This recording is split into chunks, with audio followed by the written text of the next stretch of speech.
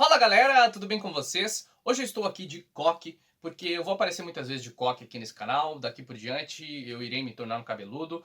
Enfim, eu vou falar aqui hoje sobre uma ficção científica, Oblivion Song Entre Dois Mundos, o novo lançamento da editora Intrínseca, um quadrinho muito bacana do criador de The Walking Dead, Robert Kirkman, e também do Lorenzo De Felici. Sim, eu acho que ele é italiano. Enfim, inscreva-se no canal caso ainda não seja inscrito e também ative o sininho das notificações para receber todos os vídeos do Foca nos Nerds e, claro, curta, comente, compartilhe e vamos para o nosso vídeo, por favor. Então é isso, hoje eu irei falar aqui sobre Oblivion Song Entre Dois Mundos, essa série de ficção científica que provavelmente vai ser uma série longeva, e esse segundo volume está muito mais interessante no meu ponto de vista do que o primeiro. O primeiro eu achei ele meio entruncado, eu nem sei se a palavra existe, mas eu achei ele meio assim, eu não gostei tanto dele, achei ele meio preso. Essa história aqui eu achei ela meio solta, sabe, com mais ação, com mais... eu acho que o primeiro tem mais mistérios, mas aqui os mistérios são desvendados, alguns deles, e no final, claro, sempre tem aquela deixa para a próxima história, que eu espero que a Intrínseca lance ainda esse ano aqui no Brasil. E Oblivion Song, eu vou falar do primeiro volume aqui. Basicamente é uma história de ficção científica onde tem dois personagens. Um deles é o principal da história, que é o cientista, o Nathan Cole. E tem o irmão dele, o Ed.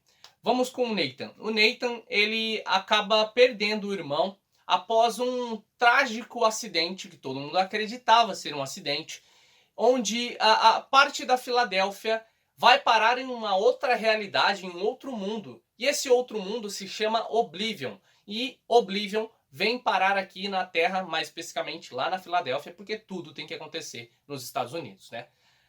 Então, a partir desse ponto, o Nathan ele quer trazer o irmão dele de volta.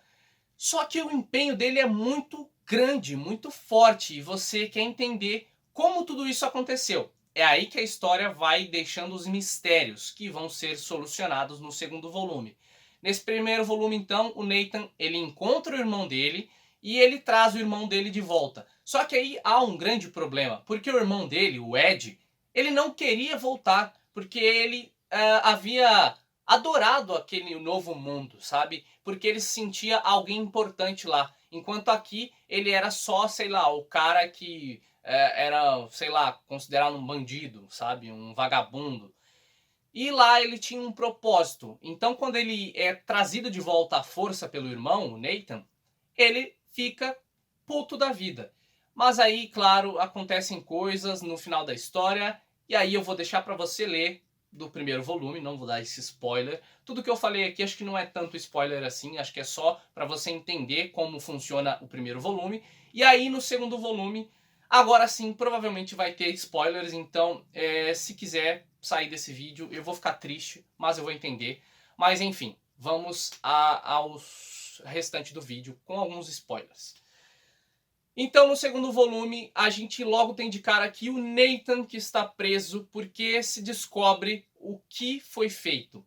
Ele, com um grupo de cientistas, produziram uma máquina que possibilitava a viagem para um outro local, no caso, se torna a viagem para Oblivion. Então, foi descoberto que ele é um dos culpados, sim, ele é um dos culpados por ter feito essa troca, né, essa substituição entre Oblivion e Filadélfia. E o porquê ele é culpado? Porque pessoas morreram nesse interim, né? Pessoas morreram porque lá em Oblivion, eu não tinha explicado, mas lá em Oblivion tem monstros, criaturas horrendas, e que os seres humanos não são tão páreos assim para ela, ao menos não sozinhos. Em grupo parece que os grupos conseguem, com o passar do tempo, lá em Oblivion, lidar bem com as criaturas. Só que elas estão no habitat natural delas, então, ao nosso ponto de vista, eles são monstros, mas na verdade eles são criaturas daquele mundo, enfim.